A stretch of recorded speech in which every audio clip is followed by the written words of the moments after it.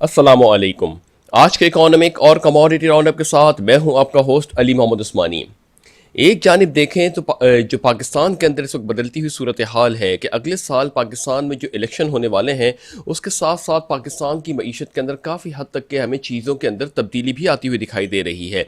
एक जानिब वज़ीर-ए-आज़म इमरान खान साहब की तरफ से जारी करदा एलानिया के तहत काफ़ी सेक्टर्स को जो है मराते देने के ऊपर बातें की जा रही हैं, चाहे IT सेक्टर हो, मैन्युफैक्चरिंग इंडस्ट्रीज़ हो, तमाम तर को फैसिलिटेट करने की बातें की जा रही हैं और साथ साथ जो पेट्रोलियम मसनूआत की कीमत में 10 रुपये की कमी की गई है, ये भी एक आवाम को एक रिलीफ देने की कोशिश की गई है। ये तमाम तर चीज़ें इस वक्त जो प्री इलेक्शन ईयर है इसके अंदर हमें होती हुई दिखाई दे रही हैं। इसकी बुनियादी वजह यह है कि वज़ीर-ए-आज़म इमरान खान साहब चाहते हैं कि आवाम को ज़्यादा से ज़्यादा फैसिलिटेट किया जाए इन 1.5 साल के पीरियड के अंदर, कि जब इलेक्शन से पहले, ताकि उसके बाद जो है उनको अपनी एक इलेक्शन कैंपेन रन करने के लिए जिस मैंडेट के तहत वो आए थे तो आवाम उनको फिर भरपूर सपोर्ट करे। गर्चे आवाम अभी भी उनको भरपूर सपोर्ट कर ही रही है, मगर जो आलमी मार्केट्स के अंदर बदलती हुई सूरत हाल है और फिर पाकिस्तान के अपने जो रिसोर्सेज के डिसएलोकेशन या उसको प्रॉपर तरीके से एलोकेट ना किया जाना, उसकी वजह से काफ़ी हद तक की चीज़ें मिसमैनेजमेंट का भी शिकार होती हुई दिखाई दे रही हैं। एक जानिब गवर्नमेंट के खिलाफ अपोजिशन मुतहरिक तो होती हुई दिखाई दे रही है, वहीं पर यह भी दिख रहा है कि काफ़ी जगहों के ऊपर गवर्नमेंट अपोजिशन के दरमियान इख्तलाफ भी मिल रहा है सामने। अब ये जो तमाम तर सूरत हाल है कि पाकिस्तान के आगे सिमत क्या होगी, तो उसके तहत हम ज़रा इस पर मवाजना करते हैं कि आलमी सूरत हाल इस वक्त क्या चल रही है। इस वक्त रशिया और यूक्रेन की बढ़ती हुई कशीदा सूरत हाल के पेश नज़र जो आलमी मार्केट्स हैं उनके अंदर, बिलखुसूस ऑयल की जो मार्केट्स हैं उनके अंदर काफ़ी हद तक के जो है वो अनसर्टिनिटी और गैर यकीनी सी सूरत हाल दिखी जा रही है।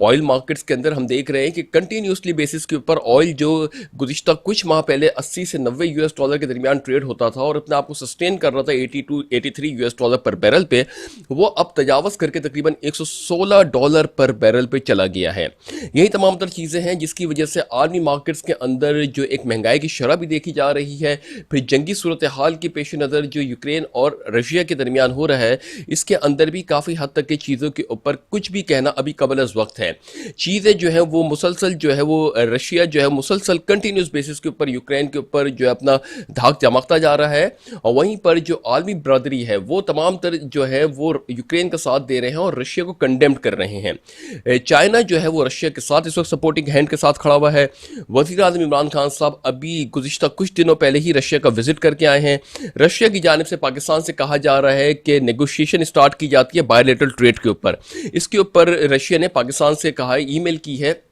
वज़ारत ख़ारिजा को कि इसके ऊपर मज़ीद जो है प्लानिंग की जाए ताकि पाकिस्तान और रशिया अपने रवाबित को मजबूत करे। उसी के दूसरी जानिब जो है यूरोपियन यूनियन हो चाहे अमेरिका हो, वो पाकिस्तान से इस स्टांस के ऊपर जो है वो क्लियर स्टेटमेंट चाहता है कि पाकिस्तान इस जंग के बारे में अपनी क्या राय रखता है।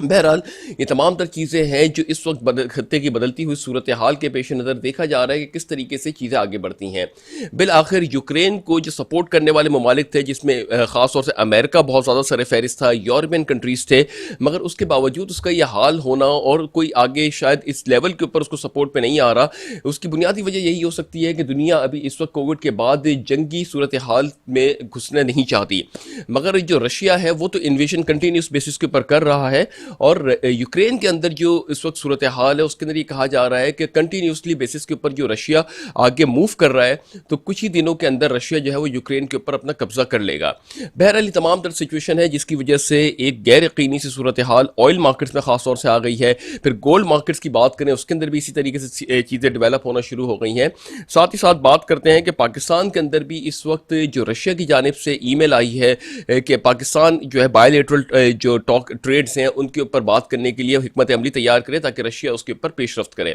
दूसरी जानिब जो आलमी बरादरी है वो पाकिस्तान से इस बात का मौक़िफ़ लेना चाह रही है कि पाकिस्तान किसके फेवर में बात कर रहा है। गर्चे पाकिस्तान शुरू से ही अमन पसंद मुल्क रहा है और इसके अंदर जो भी ये चीज़ें इस तरीके की होती रही हैं, तो पाकिस्तान कोशिश यही करेगा कि किसी न किसी तरीके से इन तमाम तर चीज़ों को मेल्ट डाउन किया जाए, जो स्टेट ऑफ वॉर की सिचुएशन है उसको ख़त्म किया जाए और एक इस साल इसी का किरदार अदा करे। मगर देखना यह है कि किस तरीके से इमरान खान साहब की स्टेटमेंट्स आती हैं और किस तरीके से आलमी बरादरी उसको जो है उसके ऊपर अपना रद्द अमल देती है। उम्मीद करते हैं कि ये जंगी सूरत हाल जो चल रही है ये बहुत जल्द ख़त्म हो जाए, कम से कम नुकसान हो, क्योंकि नुकसान तो अब होना शुरू हो चुका है, मगर हम उम्मीद करते हैं, दुआ करते हैं कम से कम नुकसान हो, ताकि इसकी वजह से जो एक पेंडेमिक के बाद यानी कोविड के बाद जो सूरत हाल कुछ बेहतर होना शुरू हुई थी, अब इस जंगी सूरत हाल की वजह से एक और खौफ और हरास पैदा होना शुरू हो गया है। बहरहाल ये जो तमाम तर सिचुएशन है इसकी वजह से पाकिस्तान की मईशत के ऊपर भी फ़र्क पड़ेगा, क्योंकि देखिए अगर हम बात करें कि हमारे जो इस वक्त पाकिस्तान के जो ट्रेड्स का नंबर है वो कुछ बहुत ज़्यादा अच्छे नहीं आए हैं। 8 माह के पीरियड की बात करते हैं तो तकरीबन 82% से हमारे डेफिसिट यानी ट्रेड के खसारे के अंदर इजाफा हुआ है। यही खसारा जो तकरीबन गुज़िश्ता साल 17 अरब यूएस डॉलर के करीब था, इन 8 माह के दौरान वो तकरीबन 32 अरब यूएस डॉलर से भी तजावज़ कर गया है। तो मजमूई तौर पर देखें कि इसके अंदर पाकिस्तान के लिए एक बड़ा चैलेंजिंग सिचुएशन है, गर्चे अगर गुज़िश्ता माह के मुकाबले में मवाजना करते हैं तो चीज़ें कुछ कदरें बेहतर हुई हैं कि डेफिसिट अगर जनवरी और फरवरी का देखते हैं तो जनवरी के मुकाबले में इस डेफिसिट में तकरीबन 10% से कमी आई है। यानी जनवरी में तकरीबन 3.4 बिलियन यूएस डॉलर का डेफिसिट था, वहीं पर फरवरी के अंदर 3.09 बिलियन यूएस डॉलर का डेफिसिट रह गया है। तो जनवरी और फरवरी के दरमियान तो थोड़ी सी कुछ बेहतरी आई है फरवरी में, मगर ओवरऑल 8 मंथ्स के पीरियड के अंदर जो है बहुत तेज़ी से पाकिस्तान के जो तजारती खसारा है उसके अंदर हमें इंक्रीमेंट होता हुआ दिखाई दिया है। यही तमाम तब सूरत हाल है कि इसको बैलेंस करने के लिए पाकिस्तान ने जो है फॉरेन बोरोइंग्स भी करनी पड़ती हैं, फिर पाकिस्तान जो है फॉरेन असिस्टेंस के ऊपर भी काम कर रहा होता है। इसी के साथ साथ बात करते चलें कि गुज़िश्ता साल जून 2021 के एंड के ऊपर जो पाकिस्तान का जो फॉरेन डेट्स थे यानी जो पाकिस्तान ने जो कर्जे लिए थे उनकी टोटल मालियत तकरीबन 122 अरब यूएस डॉलर से आसपास थी। वहीं पर अब देख रहे हैं तो तकरीबन 130 अरब यूएस डॉलर के करीब पाकिस्तान कर्जे ले चुका है। गर्चे पाकिस्तान इनको पे भी कर रहा है, मगर अल्टीमेटली पाकिस्तान की मईशत एक बहुत बड़े कर्जे के बहरान के अंदर धंसी हुई है। वहीं पर आईएमएफ ने भी अपनी शराइतें रखी हुई थी, क्योंकि आईएमएफ से भी पाकिस्तान इस साल जो अभी ऑन गोइंग प्रोसेस के तहत देखें तो 6.4 बिलियन यूएस डॉलर की जो असिस्टेंस पाकिस्तान ने आईएमएफ से ली है, और इसमें कुछ हिस्सा अभी बाकी है, कुछ आ गया है, और उसके ऊपर पाकिस्तान ने कितने कंप्लाइंसेस किए हैं। उसी कंप्लाइंसेस के पेश नज़र आईएमएफ ने पाकिस्तान को रेगुलेट करने के लिए ऑयल प्राइसेस हों चाहे इलेक्ट्रिसिटी के प्राइसेस हों, तमाम तर प्राइसेस के ऊपर रेगुलेशन के सख्त करते हुए उसके ऊपर लीवीज को बढ़ाया था। मगर अब देखा कि वज़ीर आज़म इमरान खान साहब ने अभी गुज़िश्ता जो इनकी प्राइस के ऊपर मीटिंग हुई थी आवाम को, उन्होंने कुछ रिलीफ दिया है 10 रुपए का पेट्रोलियम प्राइस के ऊपर। मगर जिस तरीके से आलमी मार्केट्स के अंदर पेट्रोलियम प्राइसेस बढ़ रहे हैं, ऐसा लगता है कि पाकिस्तान में वापसी आने वाले दिनों के अंदर पाकिस्तान को भी पेट्रोलियम प्राइस बढ़ाने पड़ जाएंगे। इसकी बुनियादी वजह यही है कि पाकिस्तान एक तो जो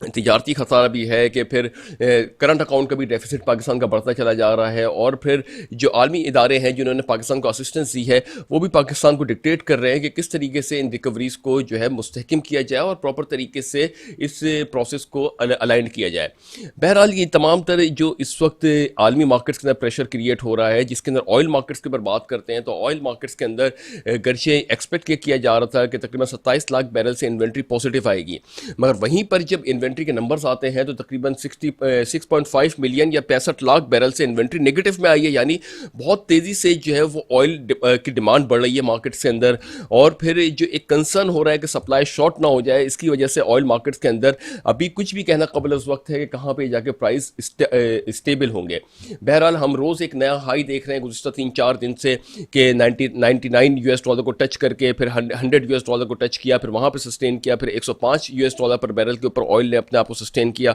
110 अब 115-16 के दरमियान इस वक्त ऑयल जो है वो ट्रेड हो रहा है। तो ये एक चैलेंज पाकिस्तान गवर्नमेंट को भी होगा कि आने वाले दिनों के अंदर अगर इसी तरीके से आलमी मार्केट्स के अंदर ऑयल प्राइसेस बढ़ते रहे और गोल्ड के प्राइसेस बढ़ते रहे तो फिर किस तरीके से पाकिस्तान, क्योंकि पाकिस्तान की जो करेंसी है वो अभी इस वक्त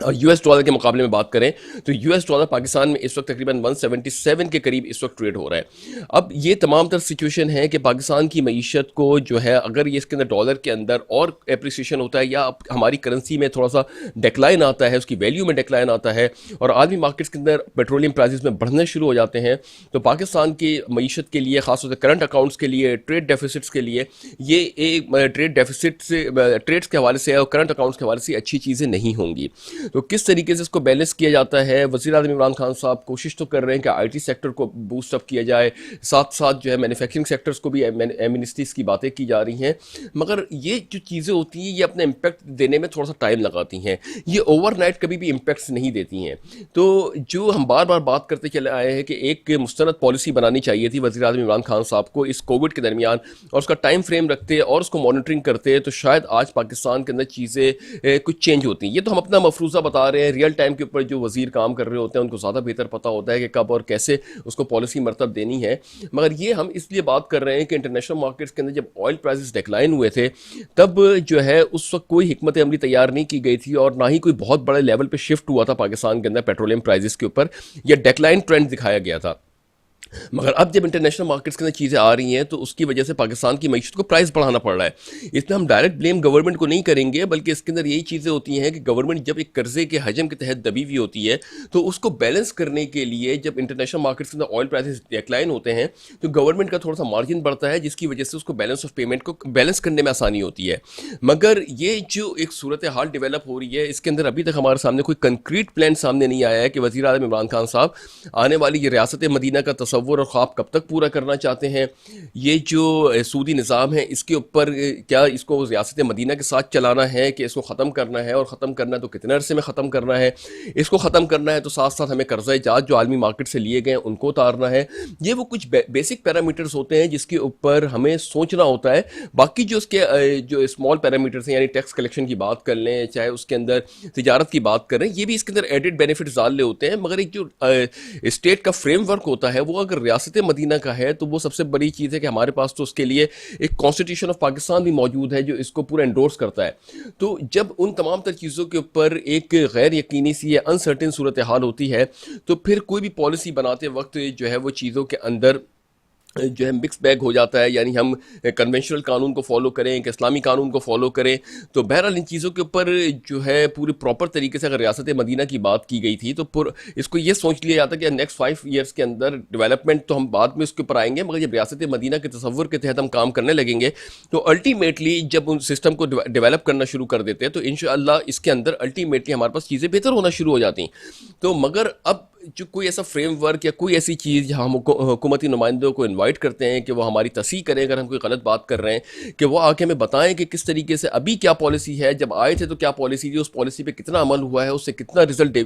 ओरिएंट हुआ है, और आने वाले 1.5 साल के अंदर क्या रिजल्ट ओरिएंटेशन होगी। हम बार बार यही कह रहे हैं कि आवाम को रिलीफ देने से ज़्यादा बेहतर है आवाम को फैसिलिटेट किया जाए, और फैसिलिटेशन के साथ साथ उनके लिए एक कारोबार के मौके फराहम किए जाएँ, उनको बेनिफिट्स दिए जाएँ, ताकि इनकी जो तमाम तर तहफ़्फ़ुज़ात हैं वो दूर हों, और डिस्पाइट ये कि वो रिलीफ के मुंतज़र रहें, तो हर बंदा जो है वो इन चीज़ों के ऊपर आगे बढ़े। ठीक है, हमारे मुल्क के अंदर काफ़ी लोग जो है ख़त गुरबत की लकीर से नीचे हैं, तो एक जो तबक़ात हैं उनको रिलीफ भी मिलना चाहिए, मगर ओवरऑल लेवल्स के ऊपर रिलीफ के साथ साथ फैसिलिटेट भी करना चाहिए उन लोगों को जो बिज़नेस कम्युनिटी से ताल्लुक़ रखते हैं या स्मॉल इन्वेस्टर्स हैं। बात ठीक है की जा रही है कि IT सेक्टर्स के ऊपर काम किया जा रहा है और मैन्युफैक्चरिंग के ऊपर भी काम किया जा रहा है, फार्मास्यूटिकल्स के ऊपर भी बात की जा रही है, मगर आईटी सेक्टर के अंदर एक बहुत बड़ा शिफ्ट नहीं आया है जो कि ख़त्ते के ममालिक के हिसाब से अगर हम मवाजना करें। तो इस शिफ्ट के लिए पाकिस्तान ने हिकमत अमली तैयार करनी चाहिए, फैसिलिटेट करना चाहिए। अवेयरनेस सेशंस में भी क्या होता है कि आप आए और मेजॉरिटी लोगों का कॉन्सेप्ट ये है कि चले कुछ नाश्ता पानी या हाई टी हो जाएगा। तो इन तमाम तर चीज़ों से क़तई नज़र होकर पाकिस्तान के लिए सीरियसली हमें ख़ुद भी सोचना चाहिए, एज इन्वेस्टर भी सोचना चाहिए, और वज़ीर आज़म इमरान खान साहब को भी सोचना चाहिए या उनकी टीम को भी सोचना चाहिए, क्योंकि जब तक हम इन तमाम तर चीज़ों को एक के पेज के ऊपर ला के बैलेंस आउट नहीं करेंगे, ये कोई भी चीज़ अपने प्रॉपर तरीके से रिजल्ट ओरिएंट नहीं करेगी। गर्चे आईटी इंडस्ट्री के अंदर तो इसको पाकिस्तान में नहीं पूरी दुनिया के अंदर बहुत ज़्यादा है कि आप सिर्फ अपने एक लैपटॉप्स के ज़रिए और एक छोटे से सेटअप के ज़रिए आप बहुत कुछ कर सकते हैं, मगर उसके बावजूद अगर पाकिस्तान की IT एक्सपोर्ट 2 बिलियन या 3 बिलियन US डॉलर की हो रही है, तो ये सोचना चाहिए कि क्या ऐसी चीज़ें हैं, क्या आवाम को इस चीज़ के अवेयर नहीं है, या अवेयरनेस सेशंस किए जाते हैं तो आवाम क्या सिर्फ उसके अंदर हाई टी खाने के लिए आते हैं। तो ये जो चीज़ें हैं ये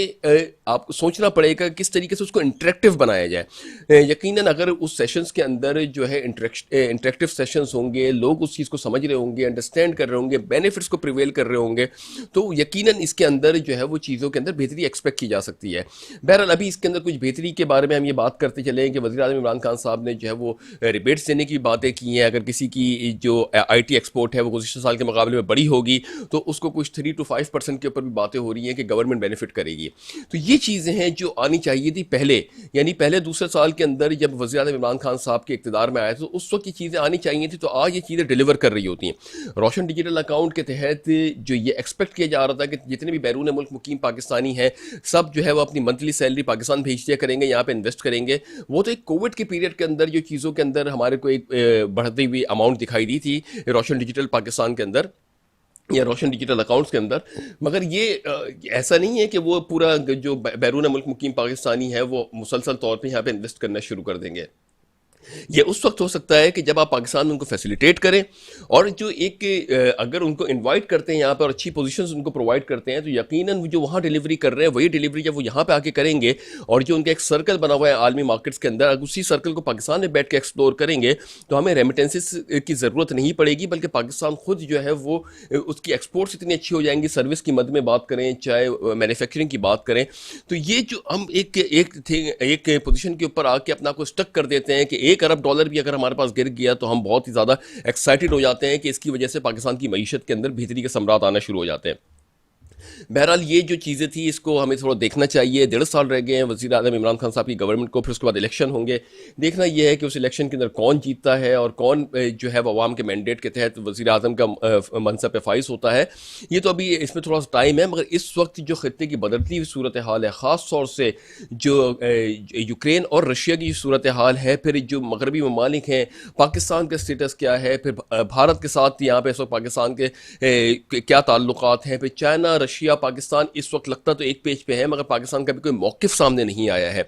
चाइना जो है वो रशिया के खिलाफ सैंक्शंस जो हुई हैं उसके ऊपर कोई अपना जवाब नहीं रखता, ना ही उनको सपोर्ट करता है। तो ये एक जो बदलती हुई सूरत हाल है कि किस तरीके से आने वाले दिनों के अंदर चीज़ें तब्दील होंगी, किस तरीके से इन चीज़ों के अंदर बेहतरी आएगी। हम उम्मीद करते हैं, बल्कि दुआ करते हैं कि अल्लाह ताला ये जो जंग हो रही है इसको ख़त्म करे और जो एक अमन की फ़िज़ा थी उसको दोबारा कायम किया जाए। कहा जा रहा है कि रशिया ने जो अटैक किया है इसकी सालमियत को ख़तरा था, इसकी कौमी सलामती को ख़तरा था, इसलिए उसने ये किया है। वहीं पर यूक्रेन के जो अलाइज थे जो कि इस वक्त रशिया के ऊपर सैंक्शंस लगा रहे हैं, उनमें से कोई बड़े लेवल के ऊपर यूक्रेन की सपोर्ट के लिए नहीं खड़ा हुआ है। तो ये सबको पता है कि 80s के अंदर यही यूक्रेन, ये सब USSR हुआ करता था, United state of Soviet Russians, जो पूरी स्टेट्स हुआ करती थी। वो जब ब्रेक हुआ था तो ये तमाम छोटी छोटी रियासतें निकल आई थी। तो अब ये जो रशिया जो है वो उसके ऊपर इन्वेजन करने की कर रहा है, उसके ऊपर बात यही हो रही है कि रशिया को इस पे थ्रेट था अपनी कौमी सलामती के ऊपर। बहरहाल जंग तो स्टार्ट हो गई है और जंग की सूरत हाल को कभी भी हम अप्रिशिएट नहीं करते हैं, हमेशा कंडेम्ड करते हैं,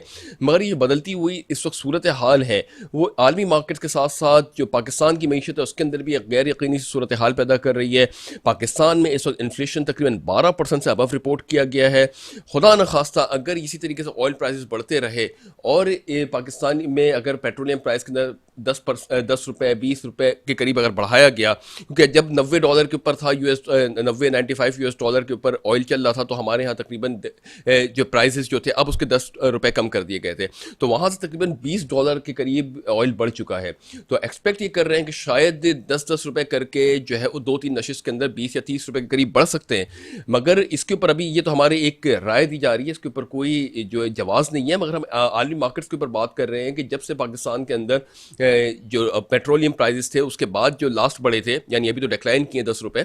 तो उसके बाद तकरीबन $20 पर बैरल के करीब ऑयल बढ़ चुका है। अगर इसी तरीके से बढ़ता रहता है तो पाकिस्तान की मईशत के अंदर भी पेट्रोल को प्राइसेस को बढ़ाना पड़ेगा। गवर्नमेंट ऑफ पाकिस्तान ने एक्सपेक्ट किया जा रहा है कि अभी जो आने वाले दिन है इसके अंदर शायद 10 रुपये के करीब पेट्रोल वापस बढ़ा दिया जाए। बिजली जो सस्ती की गई थी 5 रुपये की, वो शायद वापस उसको रिवर्ट किया जाए। तो ये जो कुछ दिन का पीरियड था, ठीक है, गवर्नमेंट ने भरपूर कोशिश की कि आवाम को फैसिलिटेट करें, मगर ये वापस रिवर्ट होता हुआ दिखाई दे रहा है। साथ साथ जब पेट्रोलियम प्राइसेस की कीमतों में कमी आई थी तो ये भी एक न्यूज़ सरगर्म हो गई थी कि पाकिस्तान के अंदर शायद पेट्रोलियम प्रोडक्ट्स की शॉर्टेज भी हो जाए। तो ये भी एक बहुत बड़ा अलमिया है कि जब भी प्राइसेस कम करते हैं और आलमी मार्केट्स के अंदर बेनिफिट्स कम मिल रहे होते हैं, क्योंकि ऑयल तो हम इंपोर्ट ही कर रहे होते हैं, तो उसके बाद जो है ये शॉर्टेज की भी बड़ी न्यूज़ेस आने लगती हैं। बहरहाल अल्लाह का शुक्र है कि अभी तक फ़िलहाल ऐसी कोई चीज़ नहीं हुई है, मगर अगर आने वाले दिनों के अंदर ऑयल प्राइसेस के अंदर अगर 10 रुपये दोबारा बढ़ जाता है, तो फिर ये पाकिस्तान के अंदर जो इन्फ्लेशन को कंट्रोल करने की जो चीज़ है, उसमें थोड़ा-सा दुश्वारियों का सामना करना पड़ सकता है। तो या इस वक्त जो बदलती हुई सूरत हाल है, फिर अप्रैल के मंथ के अंदर रमज़ान मुबारक है, हम दुआ करते हैं कि इस बाबरकत महीने के तवस्सुत से अल्लाह ताला आज ही हम सब पर अपनी खुसूसी फजल करम फरमाए और हम सब पर अपना जो है जवार रहमत नाजिल फरमाए, और ये जो जंग की सूरत हाल है कोविड के बाद, इसको अल्लाह ताला ख़त्म फरमाए और हमें इसी तरीके से जो है अमन के साथ आगे बढ़ने की तौफीक अता फरमाए। तो बहरहाल ये अब जो सिचुएशन डेवलप हो रही है वो बड़ी एक इंटेंस सूरत हाल भी इख्तियार कर सकती है, जिसके लिए हम उम्मीद करते हैं कि ऐसी सूरत हाल ना हो रशिया और यूक्रेन के दरमियान, और जो चीज़ें हैं वो स्टेबिलिटी के साथ आगे चलती रहें। उम्मीद करते हैं कि आने वाले दिन ना सिर्फ पाकिस्तान के लिए बल्कि आलमी मईशत के लिए भी खुशखबरी का पैगाम लेकर आएँ, इस दुआ के साथ कि अल्लाह ताला पाक सर ज़मीन को शाद आबाद रखे। अपना बहुत बहुत बहुत ख्याल रखिएगा। अपने होस्ट अली मोहम्मद उस्मानी को इजाज़त दीजिए। अल्लाह हाफिज़।